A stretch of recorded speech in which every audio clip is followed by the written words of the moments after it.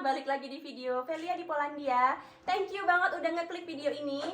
Dan di video kali ini sesuai judulnya, kita akan berbicara mengenai studi S3 di Polandia. Untuk diskusi masalah ini, aku udah bersama teman aku, Mbak Maya. Halo. Mbak Maya ini mahasiswa S3 di Polandia di kota Łódź, ya. Ya, Dan di sini Mbak Maya mau sharing tentang gimana sih caranya buat daftar studi S3 di Polandia.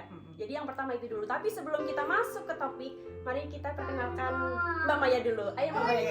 Halo teman-teman, nama aku Maya. Aku aslinya Jogja. Aku saat ini studi S3 di Łódź University di Polandia. Jadi untuk sekarang jurusannya? Jurusannya itu pendidikan, education di sini. Oke, jurusan pendidikan. Jadi secara background Mbak Maya kan dari Jogja. Betul. S1 di Universitas Sanata Dharma, psikologi. S2-nya di Universitas Gadjah Mada, psikologi juga. Kemudian S3-nya itu pendidikan. Sebenarnya pendidikan ini luas karena bisa berkaitan dengan psikologi juga di situ. Oke, jadi iya mencakup psikologi ya. Oke, dan untuk S3 di Polandia gimana sih Mbak Maya kalau misalnya nih orang-orang di Indonesia mau melanjutkan studi S3, sebenarnya gimana caranya? Apakah kita harus dapat info dari universitas, daftar melalui universitas atau melalui beasiswa apa gitu Oke. Menarik sekali ya sebenarnya karena di Polandia itu regulasi dari pemerintah itu untuk anak-anak S3 itu mendapatkan beasiswa. Jadi di sini sangat terbuka sekali kemungkinannya bagi teman-teman yang ingin mendaftar beasiswa di Polandia. Itu pertama. Kemudian kedua, beasiswanya mencakup apa? Itu mencakup biaya kuliah dan biaya hidup. Jadi uang saku. Tetapi tidak uang pesawat atau pembuatan visa dari Indonesia, tidak, tapi hanya uang saku dan uang untuk biaya hidup sehari dan uang sekolah begitu ya. Nah, bagaimana mencari informasinya? Itu teman-teman harus masuk ke website universitas untuk melihat. Jadi melihat mana universitas yang itu cocok dengan teman-teman, dalam arti dari background teman-teman. Terkadang tidak semua universitas itu ada semua jurusan. Jadi melihat dulu kira-kira mau kemana. Kemudian memilih kotanya yang sesuai dengan teman-teman seperti apa. Kemudian setelah itu mengumpulkan semua syarat-syaratnya, kemudian apply ke kampus. Nah, nanti menunggu informasi dari kampus kira-kira secara dokumen itu apakah sudah sesuai. Pertama, kemudian kedua lolos atau tidak. Nanti ketika sudah lolos, kemudian nanti ada ujian. Biasanya kalau yang tidak mempunyai sertifikat bahasa Inggris, mereka menyelenggarakan ujian bahasa Inggris. Oh gitu, langsung. Iya. Jadi ketika pertama secara dokumen sudah lolos, kemudian ujian bahasa Inggris, kemudian ketiga wawancara. Nah, di sini wawancara itu agak tricky ya, mungkin berbeda-beda setiap universitas. Kebetulan kalau saya dulu wawancaranya itu tidak hanya profesor dari Fakultas Pendidikan, tetapi lintas jurusan betul. Jadi ada profesor dari antropologi bahkan mewawancarai saya dan bertanya, kira-kira besok penelitianmu itu akan berefek apa pada dunia antropologi. Nah, itu juga teman-teman harus memikirkan ternyata penelitian kita itu bisa berefek sampai mana. Nah, itu juga perlu. Sampai ke ini ya, bidang yang lain. Betul bidang dan lain. Itu berarti sesuatu, maksudnya kayak pertanyaan yang enggak sebenarnya ekspektasi. Iya, jadi itu memang saat itu memang saya juga kaget. Saya sangat-sangat tidak merencana, tidak punya bayangan akan mendapat pertanyaan seperti itu, karena bayangan saya yang karena wawancara saya itu adalah profesor dari pendidikan, dan yang wawancara saat itu tuh tidak hanya 3 orang, tetapi itu sekitar 10 sampai 15 orang yang wawancara. Iya, yang hadir di situ dan wawancara, dan mereka akan bertanya begini, siapa yang mau bertanya begitu. Jadi sangat random sekali, dari profesor dari mana gitu dia akan bertanya. Tapi kebetulan kemarin yang bertanya itu pertama dari Fakultas Pendidikan, jelas, kedua psikologi, ketiga dari antropologi, itu yang bertanya. Jadi stepnya berarti dari submit dokumen, betul. Terus nanti screening ya kan? Betul. Terus baru kalau misalnya lolos wawancara. Iya, betul. Ya kan? Setelah wawancara, yang kedua itu tes bahasa Inggris. Tes bahasa Inggris dulu. Kalau tidak punya sertifikat bahasa Inggris, betul. Ya kan? Kalau punya kan berarti langsung ke ini wawancara. Betul. Oke. Dan itu gimana? Maksudnya diwawancarai 15 orang atau 10 profesor gitu kayak. Iya. Itu sebenarnya wawancaranya itu hanya sebentar ya, mungkin sekitar 10 sampai 15 menit, tetapi mereka itu sangat, ya itu memang ketika teman-teman berada pada 10-15 menit saat wawancara itu pasti rasanya seperti lama sekali ya, bisa rasanya seperti 1 jam bahkan. Jadi di situ memang tegang sekali, tetapi ya memang pertama harus menguasai apa yang akan kita lakukan di studi S3 ini, itu penting sekali. Kemudian harus bisa menjawab dengan tenang. Jadi memang kita harus banyak latihan. Memang sebelumnya kita harus banyak latihan, saat itu banyak latihan untuk bisa menjawab berbagai pertanyaan. Jadi kemungkinan pertanyaan yang muncul seperti apa. Jadi memang harus mempersiapkan dulu begitu. Oh ya teman-teman, tambahan untuk yang dokumen tadi, itu dokumennya banyak sekali dan sebagian besar itu, bukan sebagian besar, bahkan mungkin seluruhnya itu harus ditranslate ke bahasa Inggris karena agar mereka juga paham. Jadi mungkin ada sertifikat yang itu misalnya konferensi di mana yang mungkin itu menggunakan bahasa Indonesia misalnya, itu harus diterjemahkan. Nah itu jadi dan mungkin ada surat-surat seperti ijazah itu juga diterjemahkan. Jadi teman-teman sebelum itu harus memang spare waktunya harus agak panjang, agak lama untuk mempersiapkan dokumen gitu. Dan apakah Mbak Maya setelah diterima harus belajar bahasa Polandia karena ini untuk di Poland ya? Ada program betul. seperti itu? Sebenarnya untuk S3 ini tidak ada keharusan untuk belajar bahasa Polandia, tetapi mereka memberikan banyak akses untuk kami para mahasiswa S3 untuk mempelajari bahasa Polandia, begitu. Tapi tidak ada keharusan. Iya. Oh oke. Terus itu udah masalah pendaftaran sampai diterima. Dan setelah diterima, untuk berapa besaran yang di cover dari beasiswa tersebut? Betul. Apakah cukup untuk para mahasiswa nih di Indonesia untuk tinggal di Polandia dari gaji PhD ini?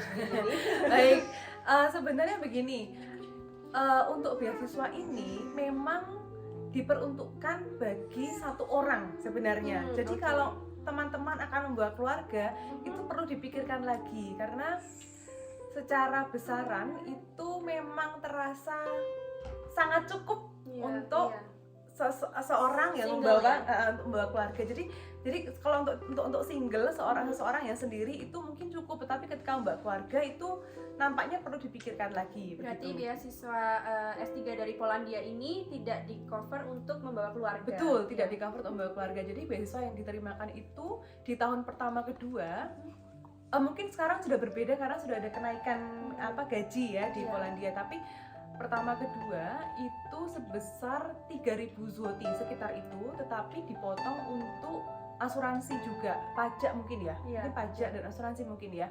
Nah itu sekitar, jadi menerima bonus itu sekitar 2.600. Ya itu 2 tahun di awal. Tapi sekarang sudah berbeda karena sudah ada kenaikan ya. Mungkin sekarang 3.000-an menerimanya. Nah kemudian di tahun yang 2 tahun berikutnya, itu 2 tahun pertama, jadi 2 tahun berikutnya itu menerimanya 4.000 zloty itu sudah bersih. Sudah bersih. Ya, tetapi di masing-masing kota ternyata berbeda. Oke. Ya, dengan di kota tempat saya atau di kota yang lainnya itu berbeda. Jadi, tapi perbedaannya tidak begitu besar ya. Ya paling selisihnya 100-200 zloty. Lebih naik turun ya. Ada yang tinggi, ada yang rendah begitu. Kalau misalnya kotanya lebih besar, misal kayak Warsawa gitu, mungkin dia akan lebih dapat. Mungkin, tapi saya memang belum pernah tanya yang di Warsawa seperti apa, tapi saya pernah tanya teman yang di Kraków itu mendapatkan beberapa zloty lebih sedikit Daripada di Łódź ya. Tapi yang di Poznan itu bukan di Wrocław. yang di Poznan itu betul, yang di Poznan itu mendapatkan lebih dari 4.000. Jadi berbeda-beda. Wow, Mbak Maya keren banget. S3 teman-teman di Polandia. Teman-teman boleh menyusul. Terus kalau misalnya ini bagi teman-teman orang Indonesia yang mau S3 di Polandia, sebenarnya tips dan triknya apa nih Mbak Maya? Pertama begini, tetap mempersiapkan ya, karena S3 itu tidak bisa persiapannya itu harus panjang. Pertama, mereka itu akan meminta penelitian yang pernah kita lakukan itu apa saja. Kemudian konferensi yang pernah kita lakukan itu apa saja.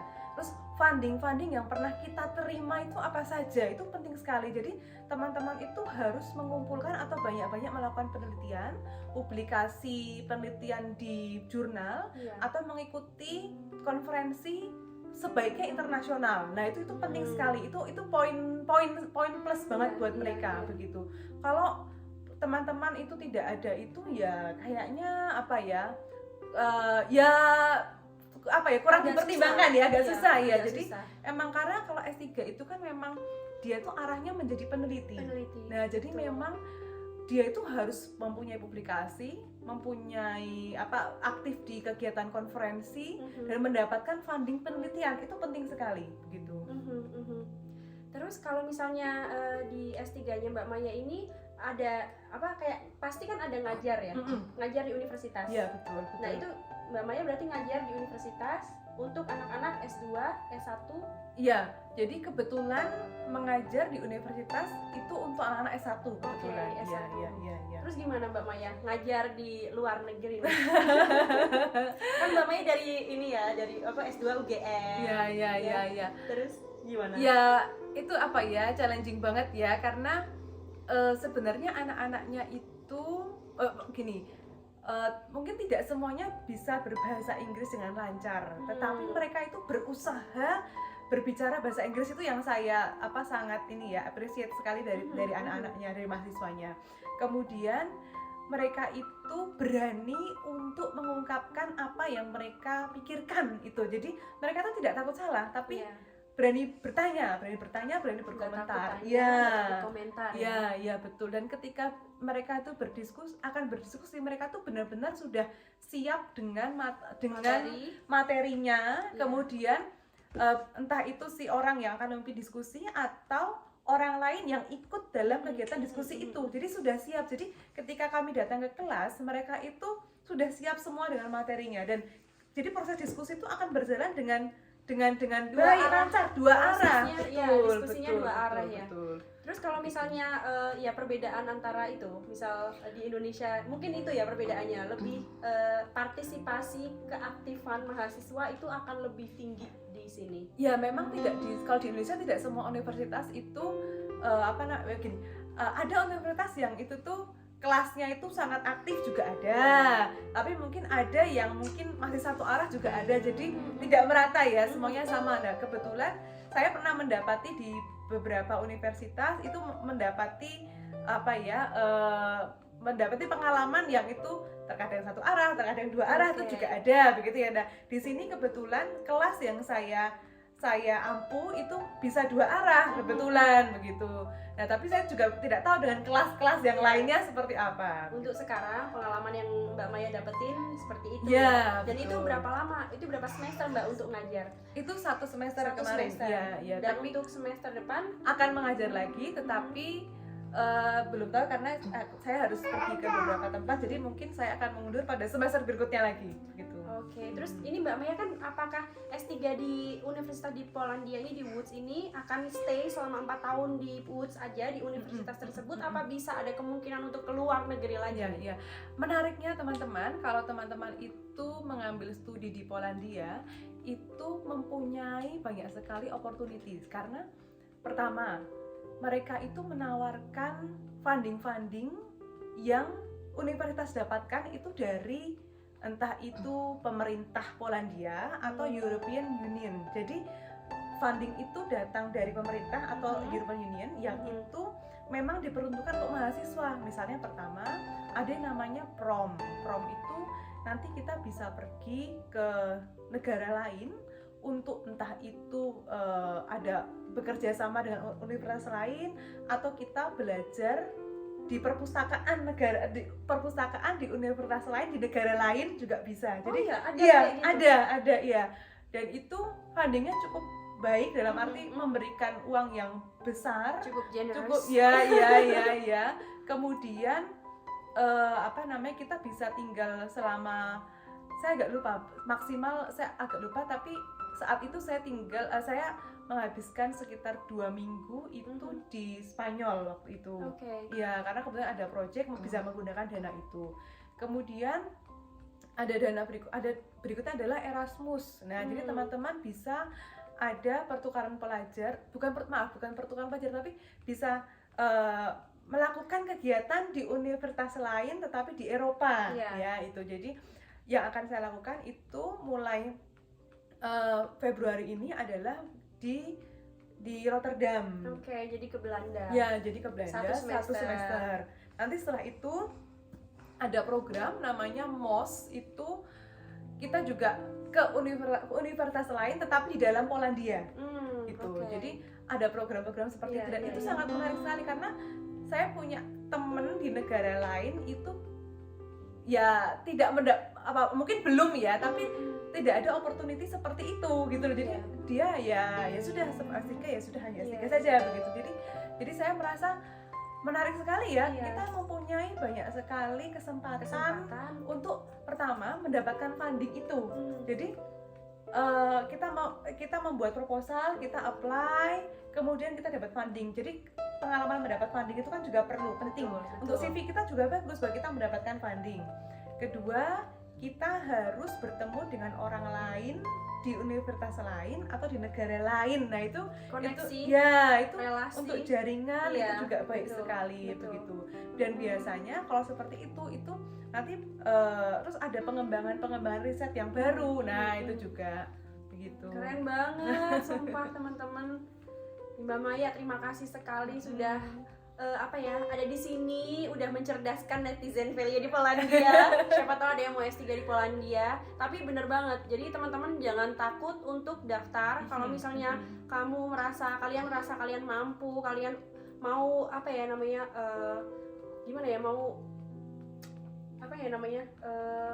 grow pengen punya pengalaman baru, begitu ya. Betul, karena kembali lagi tidak semua itu mendapat kesempatan untuk kayak student exchange kayak di luar gitu. Kayak waktu aku S2 pun itu nggak bisa. Itu cuma khusus untuk mahasiswa yang pakai bahasa Polish. Untuk yang bahasa Inggris itu nggak ada programnya ke luar negeri gitu. Jadi benar-benar kayak harus di ini juga dibaca dan apakah bisa gitu. Ya. Keren banget. Oke, terima kasih Mbak Maya. Terima kasih. Oke, teman-teman semuanya, terima kasih sudah nonton sampai menit ini. Dan bagi kalian yang suka sama videonya dan ada pertanyaan bisa langsung komen di bawah. Dan jangan lupa subscribe dan bantu channel Velia di Polandia berkembang. Oke, bye-bye.